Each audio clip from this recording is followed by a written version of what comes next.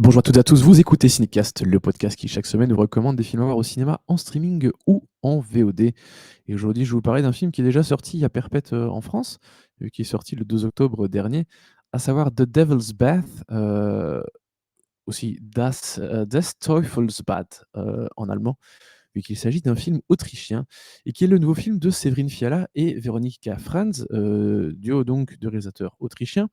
Enfin, Veronika est la tante de Séverine Fiala. Et donc voilà, ils réalisent des films ensemble, Tata et le neveu. C'est déjà leur quatrième, je pense, film ensemble. Il y avait eu le film qui les a révélés, Good Night Mommy, sorti il y a 10 ans maintenant. Euh, le film qui a été remaké il y a 2-3 ans aux États-Unis avec Naomi Watts. Et puis il y a eu The Lodge aussi, notamment, un autre film américain. Et puis là, enfin, le premier film américain. Et puis là, retour en Autriche. Et j'ai vu que leur prochain, alors le titre était, enfin, m'a fait tilter parce que c'est un titre d'un film qui était pour moi un projet de Scott Cooper. Puis là, je vois qu'ils l'ont repris et que Scott Cooper est crédité comme scénariste, donc on verra. Bref, ça s'appelle The Devil's Bath. Ça sort ce 22 janvier, par contre, dans les salles belges. Et c'est avec Anya Plaschke, David Scheid et Maria Hofstetter. Et on est en 1750 dans la Haute-Autriche. Agnès, une jeune mariée, se sent une étrangère dans le monde rural et froid de son mari. Très croyante et sensible, elle se replie progressivement sur elle-même. Sa prison intérieure devient écrasante, sa mélancolie insurmontable. Sa seule issue lui apparaît alors sous la forme d'un acte de violence inouï. On en parle un peu plus longuement après un extrait de la bande-annonce.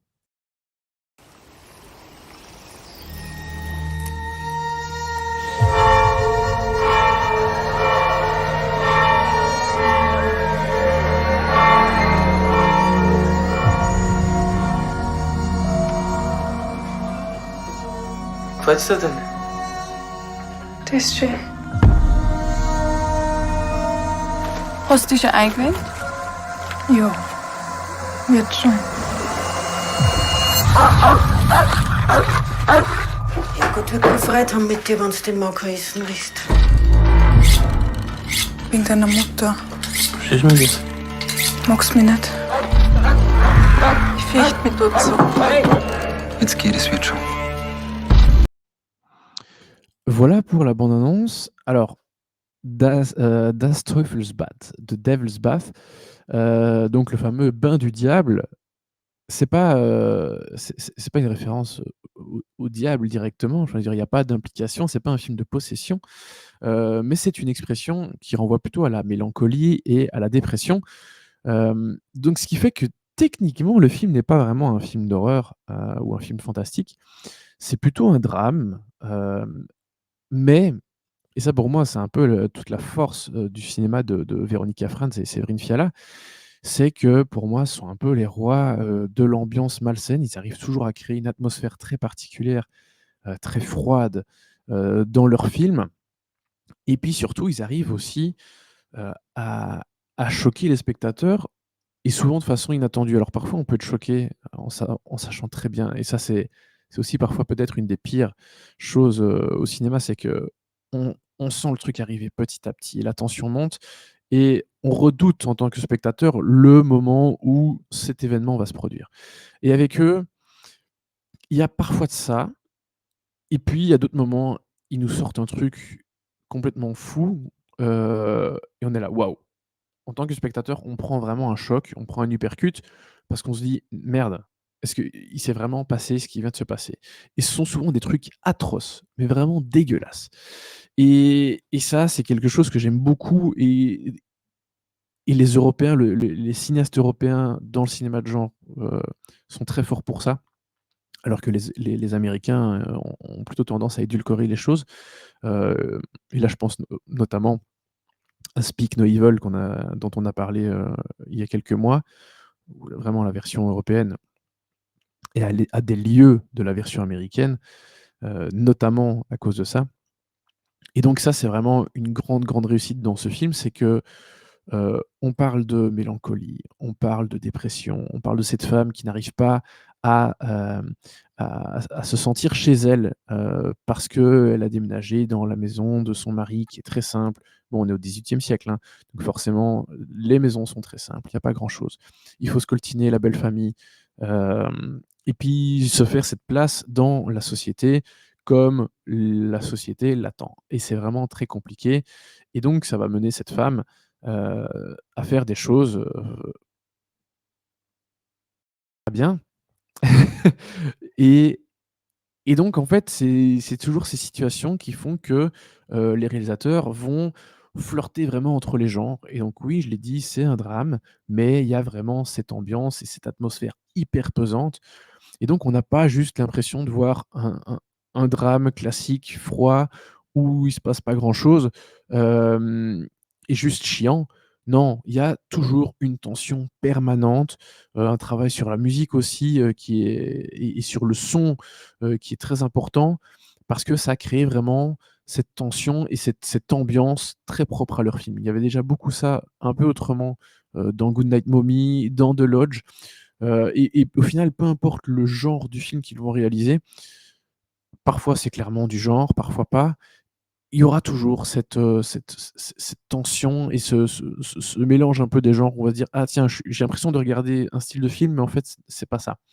Donc ça, c'est très, très fort, et en plus ici, évidemment, le sujet, notamment de la maternité, de la dépression, enfin, ce sont des sujets qui restent d'actualité, qui sont universels, qui sont intemporels, et avec le drame d'époque, ça fonctionne hyper bien, et et enfin, la dernière grande chose très, très importante du film pour moi, c'est, la prestation de l'actrice principale, Anya Plaschke, qui est vraiment, géniale, et je trouve ça fort quand des comédiens arrivent à faire passer autant de choses avec des personnages qui sont, hem qui ont l'air de n'avoir pas toujours grand-chose à défendre.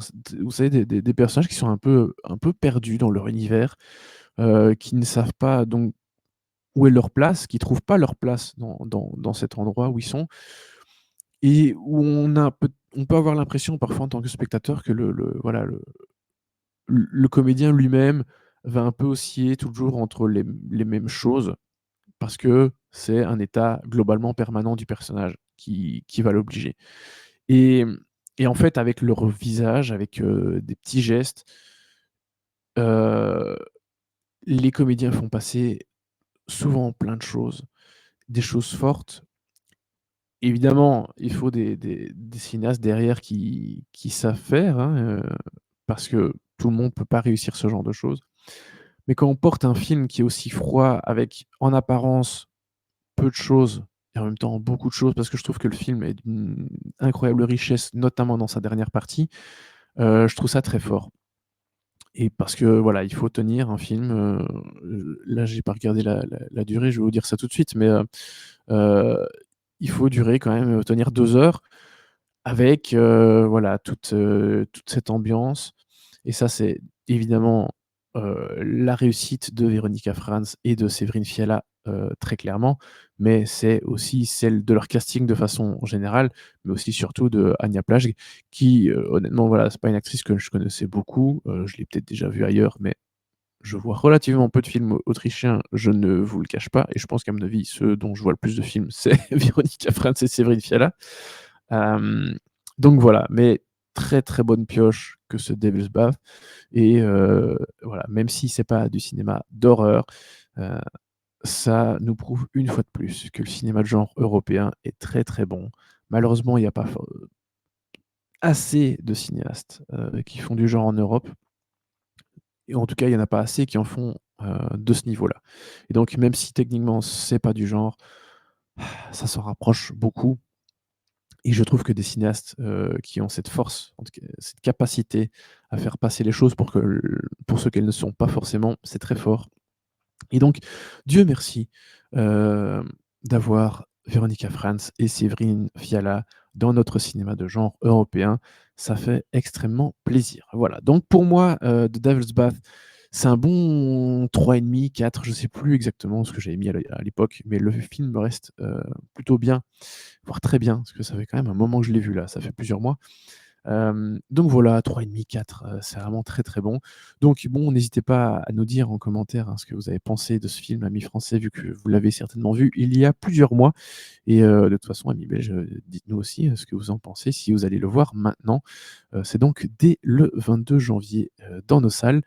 Sur ce, n'hésitez pas évidemment à nous écouter sur les différentes plateformes de podcast de votre choix, Apple, Deezer, Spotify, tout ce que vous voulez, et à nous suivre sur les réseaux sociaux avec le handle @cinecastbe. Et je vous dis à très bientôt pour des nouvelles recommandations. Ciao, ciao!